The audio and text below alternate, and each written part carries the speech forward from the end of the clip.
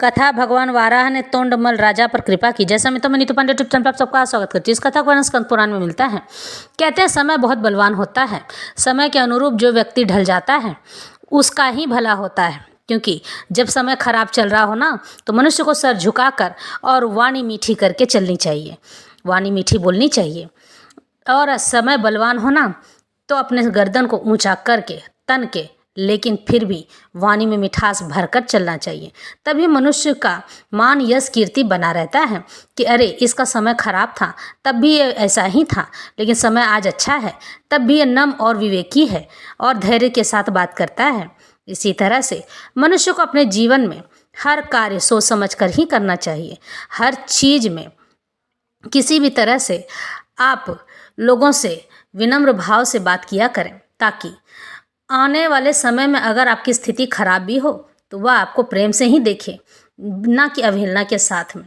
तो समय का मूल्य हमेशा मनुष्य को समझते रहना चाहिए। तो आज की कथा आरंभ करते हैं। भगवान वाराह कहते हैं, एक दिन निषाद राज वसु तोंडमान के द्वार पर आया। द्वारपालों से उसके आगमन की सूचना पाकर महाराज ने उसे दरबार में बुलाया और मंत्रियों के साथ पुत्र और परिवार सहित उसका स्वागत सत्कार किया। उसके बाद प्रसन्न होकर उन्होंने वसु से पूछा, हे वनेचर यानी वन में चरने वाले, किस कार्य से तुम्हारा यहाँ आगमन हुआ है? तो वसु ने कहा, हे राजन, मैंने वन में एक बड़े आश्चर्य की बात देखी है, उसे सुनिए। रात में कोई श्वेत रंग का वाराह आकर मेरा सावा चरने लगा, यानी कि सफ़ेद रंग का वाराह, और तब मैंने हाथ में धनुष लेकर उसका पीछा किया।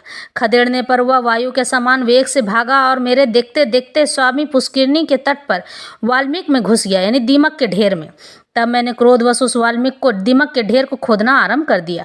इतने में ही मूर्छित होकर पृथ्वी पर गिर पड़ा। उसी समय मेरा यह पुत्र भी आ गया और मुझे पृथ्वी पर मूर्छित होकर देखकर, यानी कि बेहोश देखकर, पवित्र होकर देवादिदेव भगवान मधुसूदन की स्तुति करने लगा, भगवान विष्णु की।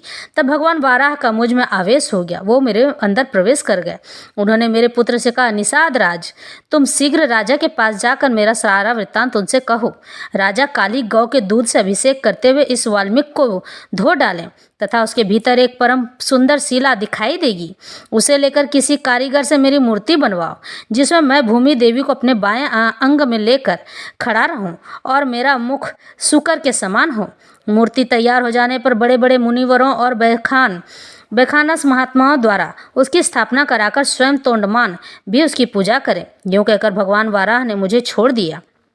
तब मैं स्वस्थ हो गया। देवादिदेव भगवान वाराह आपसे क्या कराना चाहते हैं, यह बतलाने के लिए ही मैं यहाँ आया हूँ। राजा तोंडमान भी यह सुनकर बहुत प्रसन्न और विस्मित हुए, आश्चर्य में पड़ गए। उसके बाद पुष्कर आदि मंत्रियों के साथ कार्य का निश्चय करके वेंकटाचल जाने का विचार किया और सब ग्वालों को बुलाकर कहा, हे गोपगण, जितनी भी मेरी काली और कपिला गौवें हैं उन सबको बछड़ों सहित वेंकटाचल के समीप ले आओ। गौवों को ऐसी आज्ञा देकर राजा ने मंत्रियों को सूचित किया, कल ही यात्रा करनी है। इसके बाद सब प्रजा को विदा करके जितेंद्रिय राजा ने अंतःपुर में प्रवेश किया और अपनी पत्नियों से वाराह जी की यह कथा सुनाकर वे रात में वहीं सोने। सपने में भगवान श्रीनिवास ने राजा को बिल का मार्ग दिखाया और उनके नगर से लेकर बिल के अंत तक मार्ग में पल्लव बिछा दिए। राजा यह स्वप्न देखकर जब सवेरे उठे तब उन्होंने शीघ्र ही मंत्रियों, प्रजाओं और ब्राह्मणों को भी बुलाया। उन सबसे अपना देखा हुआ स्वप्न सुनाकर जब उन्होंने दरवाजे पर दृष्टि डाली तब वहाँ पल्लव बिछे हुए दिखाई दिए। तब उपयुक्त मुहूर्त में घोड़े पर सवार हो राजा तोंडमान घर से चले और बिल के पास पहुंचकर वहीं उन्होंने नगर बनाया। उस समय देवादिदेव भगवान ने स्वयं राजा को यह आदेश दिया, अर्थात संकेत किया कि इमली और चंपा के 2 वृक्ष बहुत उत्तम माने गए हैं, इनका पालन करो। इमली वाराह भगवान का आश्रय माना जाता है। इमली के पेड़ में भगवान वाराह निवास करते हैं और चंपा लक्ष्मी जी का स्थान है। अतः राजाओं, ऋषियों, देवताओं तथा मनुष्यों को इन 2 वृक्षों की वंदना करनी चाहिए।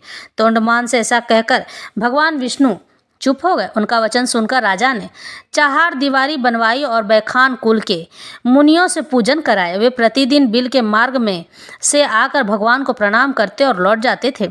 उन्होंने उत्तम भोग भोगते हुए धर्मपूर्वक राज्य किया। इसी समय दक्षिण देश के एक श्रेष्ठ ब्राह्मण गंगा स्नान के लिए स्त्री सहित घर से चले। मार्ग में ब्राह्मणी गर्भवती हो गई। उसे इस दशा में देखकर और अपने साथ चलने में असमर्थ जानकर ब्राह्मण देवता राजा के द्वार पर आए।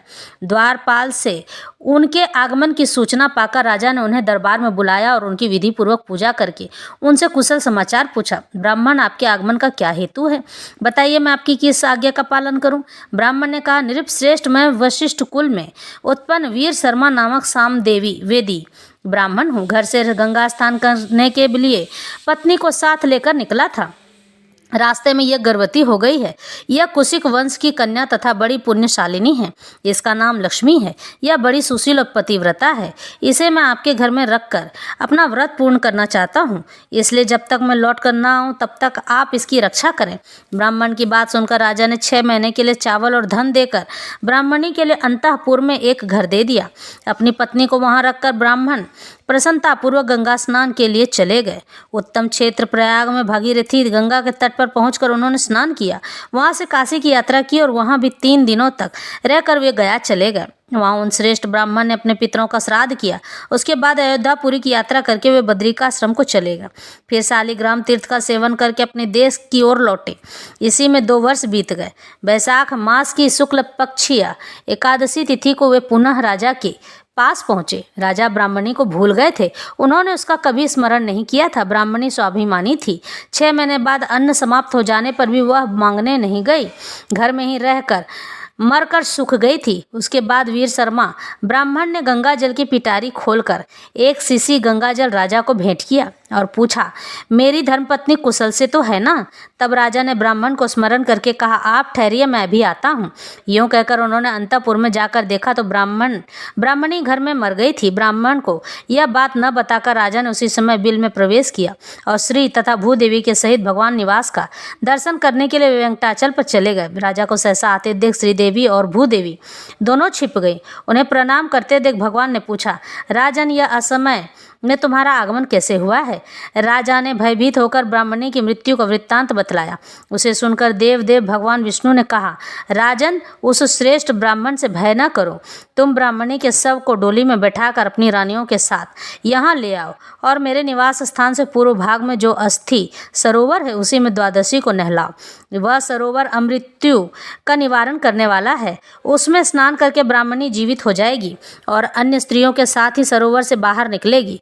फिर उसका ब्राह्मण के साथ संयोग होगा। भगवान श्रीनिवास का यह वचन सुनकर राजा अपने नगर में गए और सुंदर सुंदर डोलियों में अपनी रानियों को तथा एक डोली में मरी हुई ब्राह्मणी को भी बैठाकर ब्राह्मण को आगे करके वहां से भगवान का दर्शन करने के लिए चले। अस्थिकूट सरोवर पर पहुंचकर राजा ने उन सब स्त्रियों को स्नान करने की आज्ञा दी। उनकी रानियों ने अस्थि चर्म विशिष्ट ब्राह्मणी को भी सरोवर में डाल दिया। फिर तो वह जी उठी। उसके शरीर से सभी चिन्ह पूर्ववत प्रकट हो गए थे। उसके बाद वह मंगलमयी ब्राह्मणी रानियों के साथ नहाकर सरोवर से बाहर आए और तीर्थ यात्रा से पुनः लौटे हुए अपने स्वामी ब्राह्मण देवता से प्रसन्नतापूर्वक मिली। राजा ने भगवान की पूजा करके ब्राह्मण को धन दिया। 1000 स्वर्ण मुद्रा और भांति भांति के वस्त्र देकर स्वदेश जाने के लिए उन ब्राह्मण दंपत्ति को सादर विदा किया। ब्राह्मण ने जब अपनी स्त्री का समाचार और भगवान वेंकटेश्वर का प्रभाव सुना तब राजा को आशीर्वाद देकर अपने देश को प्रस्थान किया। राजा तोंडमान भगवान श्रीनिवास जी की आज्ञा के अनुसार प्रतिदिन सुवर्णमय कमलों से उनकी पूजा किया करते थे। एक दिन की बात है, एक दिन उन्होंने देखा भगवान के ऊपर मिट्टी का बना हुआ तुलसी पुष्प चढ़ा हुआ है। इससे विस्मित होकर राजा ने पूछा आश्चर्य से, भगवान, ये मिट्टी के कमल और तुलसी पुष्प चढ़ाकर कौन आपकी पूजा करता है?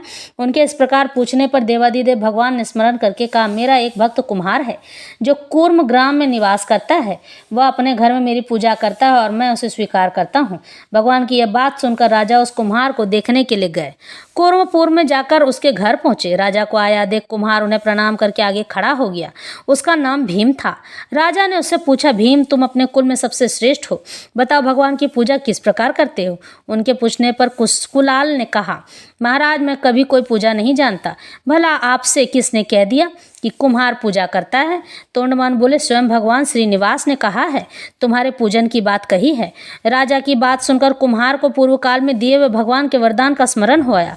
उसने कहा, महाराज, पहले भगवान वेंकटेश्वर ने मुझे वरदान दिया है कि जब तुम्हारी कोई की हुई पूजा प्रकाशित हो जाएगी, यानी सब सामने आ जाएगी, तब राजा तोंडमान तुम्हारे द्वार पर आ जाएंगे और उनके साथ तुम्हारा संवाद होगा, बातचीत होगा, तब तुम्हें मोक्ष प्राप्त हो जाएगा। यूँ कहकर पत्नी सहित कुम्हार ने वहां आए हुए विमान को उस पर बैठे हुए भगवान जनार्दन को देखकर उन्हें प्रणाम करते हुए प्राण त्याग दिया तथा राजा धीराज तोंडमान के देखते देखते विमान पर बैठकर दिव्य रूप धारण करके दिव्य रूप धारिणी पत्नी के साथ वह भगवान विष्णु के परम धाम को चला गया।